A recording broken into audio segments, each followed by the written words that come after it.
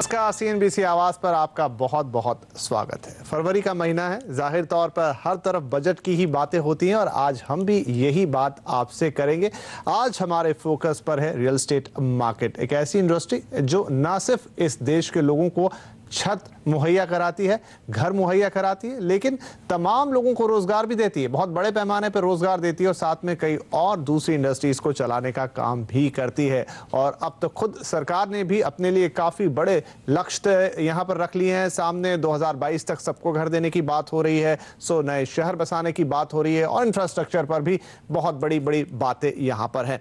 और इन सब बातों का एक आईना होता है, वो होता है बजट। वहीं से हम पता लगाते हैं कि सरकार की क्या प्लानिंग और आगे चीजों को लेकर कैसे जाएंगी। तो इस बार का बजट क्या कुछ लेकर आएगा रियल एस्टेट इंडस्ट्री के लिए, इसी पर आज हम करेंगे खास चर्चा। हमारे साथ कुछ खास मेहमान मेरे साथ मुंबई स्टूडियो में मौजूद हैं। जेएलएल के चेयरमैन और कंट्री हेड अनुज पुरी साहब। तो दिल्ली से हमारे साथ जुड़ रहे हैं रहेजा डेवलपर्स के सीएमडी नवीन एम रहेजा, साथ में आप नरेटको के चेयरमैन भी हैं। और हमारे साथ बेंगलुरु से, आईटी सिटी बेंगलुरु से शामिल हैं शोभा लिमिटेड के वाइस चेयरमैन और मैनेजिंग डायरेक्टर जेसी शर्मा साहब। आप तीनों का ही बहुत बहुत स्वागत है। शुरुआत में करता हूं अनुज पुरी साहब के साथ।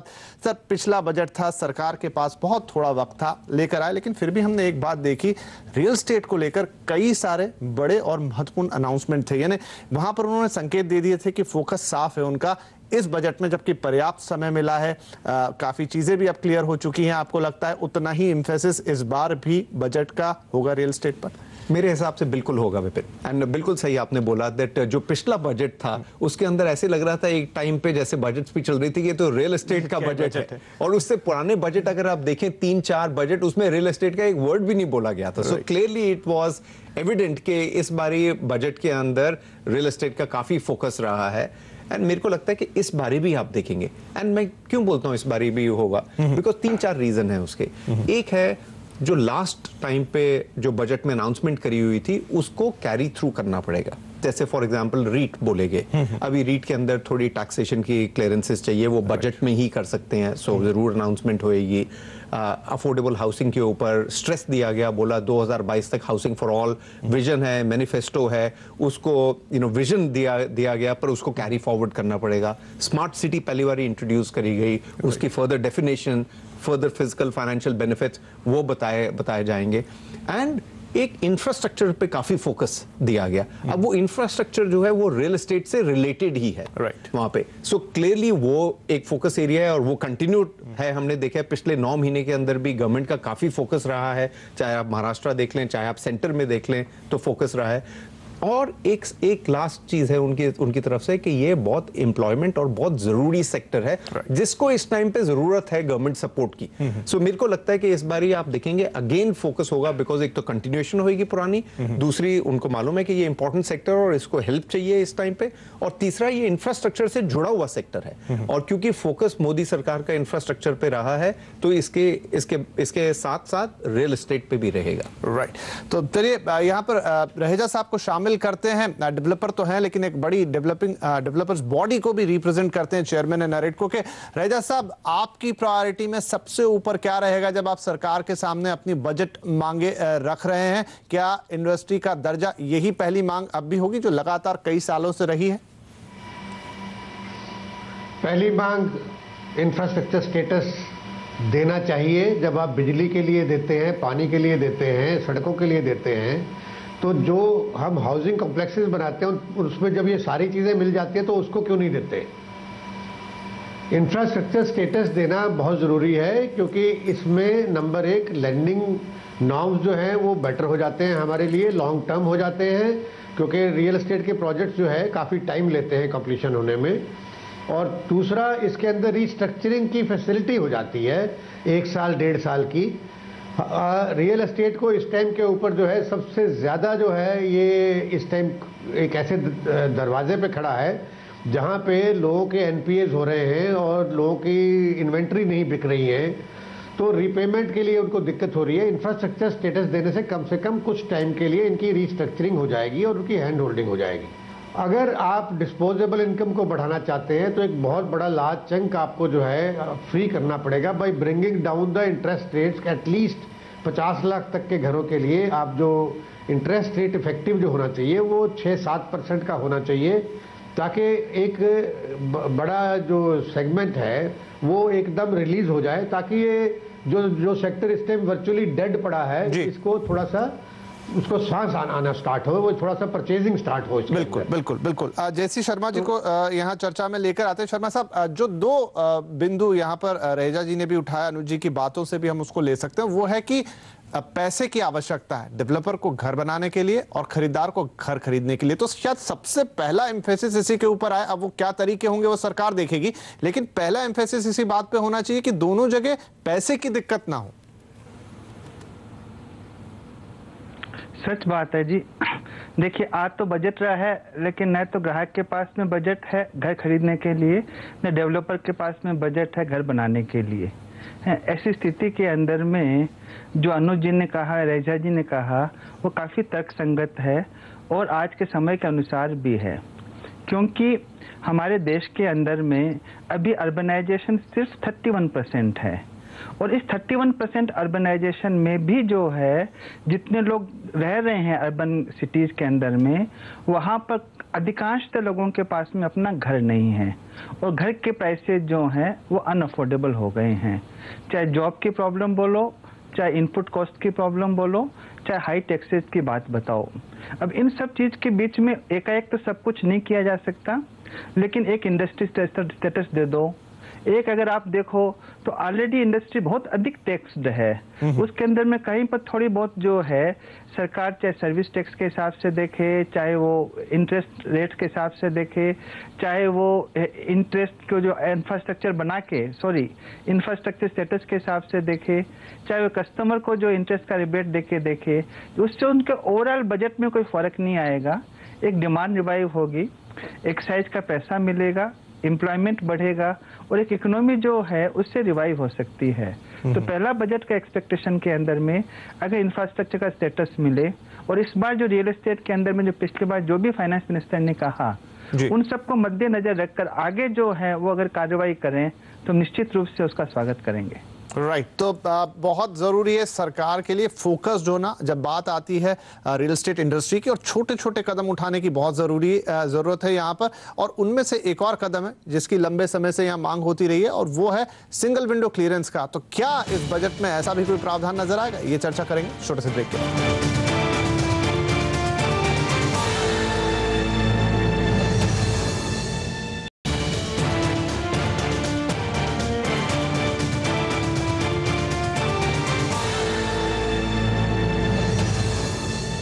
Welcome back. हम बात कर रहे हैं आने वाले बजट की, और खास तौर पर हमारे फोकस पर है रियल एस्टेट सेक्टर। क्या है उसकी डिमांड्स और किस तरीके से सरकार इन सेक्टर्स के लिए कुछ कर सकती है, बजट में क्या होंगे उसके एजेंडा पे वो टॉप पॉइंट्स। अनुज जी, हमने ब्रेक से पहले काफ़ी बातें की, लेकिन एक जो हमने खास तौर पर उठाया कि पैसा तो चलिए आप मुहैया करा देंगे, लेकिन जो लीकेज है उसको भी रोकने की ज़रूरत है। लीकेज कैसी चीज़ों में हो जाता है कि क्लियरेंस में बहुत लंबा टाइम लग जाता है। आपको प्रोजेक्ट के लिए जो क्लियरेंस लाने होते हैं 2-2, 3-3, 4 साल लगते हैं और प्रोजेक्ट की कीमत बढ़ती जाती है।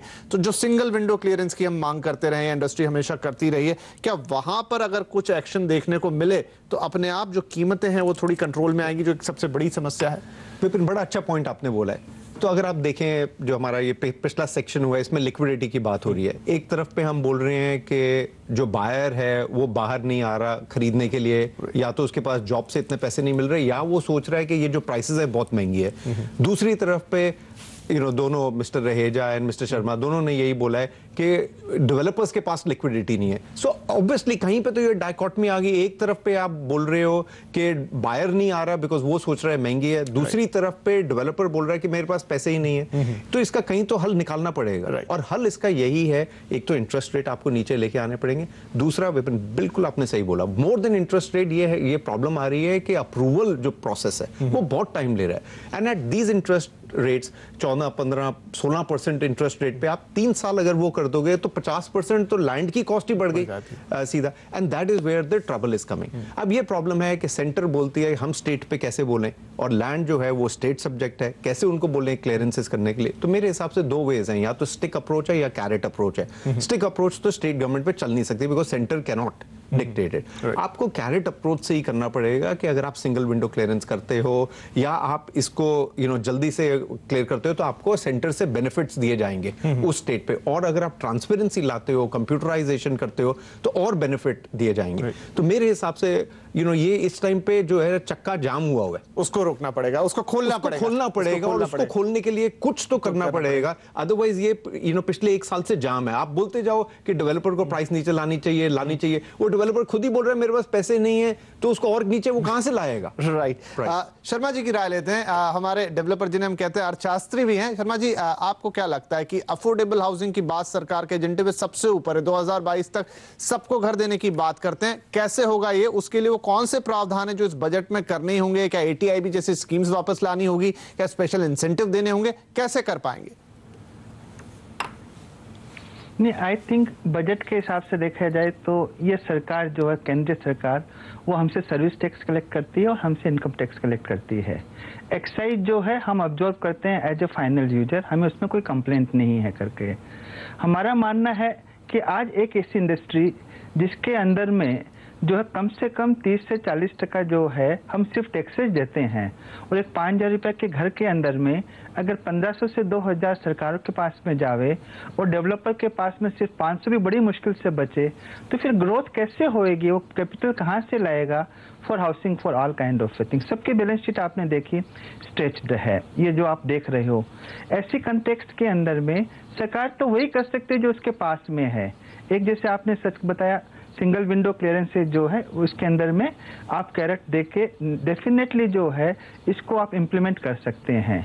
दूसरी चीज आती है कि ये जो 2 टैक्सेज हैं, इनकम टैक्स और सर्विस टैक्स, इसके बारे में सरकार को जो है ईमानदारी से सोचना पड़ेगा, अन्यथा सिर्फ जो है वो बातें रहेगी। हाउसिंग फॉर ऑल का सपना जो मेरे हिसाब से जल्दी से पूरा नहीं हो सकता।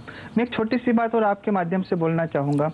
अभी बेंगलोर के अंदर में पिछले 3 महीने में सीमेंट के दाम 250 रुपये से 400 रुपया हो गए।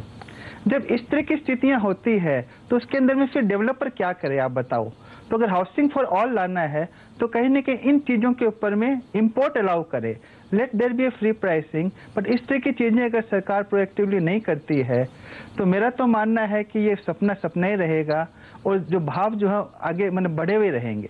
राइट। रहेजा साहब, आपकी यहाँ पर क्या राय होगी? कैसे होगा 2022 तक सबको घर देने का जो सपना है वो पूरा? अफोर्डेबल हाउसिंग के लिए क्या कदम है जो उठाने जरूरी है? मैंने जिक्र किया, क्या ATIB जैसी स्कीम वापस लेकर आए या कुछ अलग से इसको अफोर्डेबल हाउसिंग को अलग स्टेटस ही दे दिया जाए जिसमें जमीन से लेकर तो फिर आपकी फंडिंग तक सब अलग तरीके से हो? क्या तरीका होगा? इंफ्रास्ट्रक्चर स्टेटस देने में कोई मेजर डिसीजन नहीं जाती है। आप FAR को और डेंसिटी को फ्री कर दें, पूरे देश में इंस्ट्रक्शन जारी कर दें, भाई लैंड पे अगर circulation, ventilation, fire norms, environment norms, recycling और ये पार्किंग वगैरह की अगर फैसिलिटीज़ को आप फुलफिल करते हैं अंडर ए गाइडेड पैरामीटर, तो हमें कितनी भी घर बनाने दें किसी भी जगह के ऊपर, आप उसको कंट्रोल कर देते हैं, उससे प्रोरेटा लैंड की कॉस्ट जो है उसके ऊपर जमा हो जाती है, हाउसिंग यूनिट के ऊपर उसका प्राइस बढ़ जाता है। ये इसमें इस नॉर्म को रिलैक्स करने में सरकार की तरफ से क्या जा रहा है? कुछ नहीं जा रहा है। सिंगल विंडो क्लियरेंस करने के लिए एक सॉफ्टवेयर ऑलरेडी ऑलमोस्ट तैयार है। इसमें मुश्किल से सेंट्रल गवर्नमेंट को 10-15 करोड़ रुपए का टोटल प्रावधान करना पड़ेगा बजट में कि वो सॉफ्टवेयर लेके खरीद के अपने एक सेंट्रल हुपा मिनिस्ट्री में अपने पोर्टल के ऊपर लगा दे कि भाई जिसको भी करनी हो इस सॉफ्टवेयर को यूज करते हुए कोई भी स्टेट इसको यूज कर ले, फ्री में यूज करे और ऑनलाइन क्लियरेंस देना शुरू कर दे। आप लोग बता रहे हैं वित्त मंत्री साहब को कैंची यहाँ लगाएं, छोटी छोटी बातें हैं जिन्हें करना है, बहुत बड़े कदम नहीं उठा लेने हैं आपको, छोटी चीजों पर ध्यान ले जाएंगे तो काफी कुछ हो सकता है। बहरहाल यह वक्त हो गया एक छोटे से ब्रेक का, लेकिन ब्रेक के बाद बात आएंगे तो बात करेंगे कि रीट्स जैसे प्रावधान जो पहले अनाउंस हुए या स्मार्ट सिटीज, उन्हें लेके इस बजट में कहां तक बात जा सकती है। चर्चा जारी रहेगी।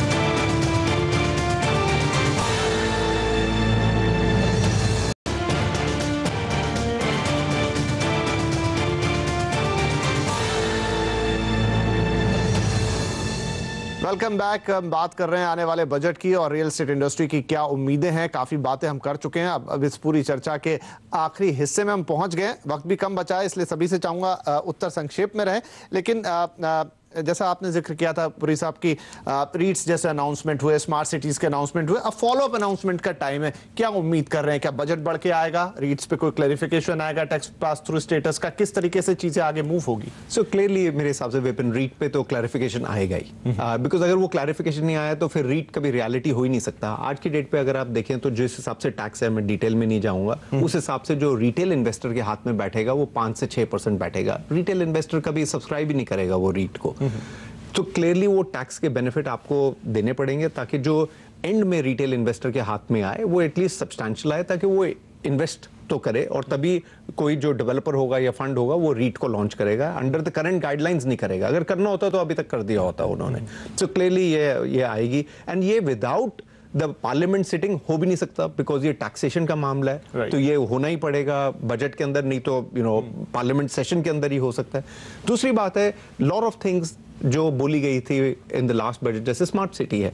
तो स्मार्ट सिटी मेरे को अभी तक समझ नहीं आई कि इसमें क्या है जो डेवलपर स्मार्ट सिटी बनाएगा, आप क्या बेनिफिट देंगे। अदरवाइज तो वो वैसे ही बना रहे, टाउनशिप आज भी बना ही रहे टाउन। तो आपको कोई डेफिनेशन, कोई इंसेंटिवाइजेशन कुछ तो आगे डिक्लेयर करना पड़ेगा। सो मेरे को ऐसे लगता है कि दोनों पॉइंट जो आपने बोले हैं, रीट डेफिनेटली मेरे हिसाब से जरूर क्लैरिफिकेशन आएगी, एंड सेकंड स्मार्ट सिटी की in the terms of the definition कि क्या इंसेंटिवाइजेशन होए, वो जरूर आएगी इस बजट के अंदर। राइट। रहेजा साहब, एक और तरीका यहाँ पर यह सुझाया जाता है कि देश में इतने बड़े पैमाने पर जब आपको हाउसिंग प्रोवाइड करनी है तो एक तरीका ये भी है कि आप किराए के घर लेकर आए, रेंटल हाउसिंग लेकर आए। आपको लगता है उस पर भी इस बजट में हम वित्त मंत्री की तरफ से कुछ आता हुआ देखेंगे, क्योंकि वो वक्त की जरूरत भी है?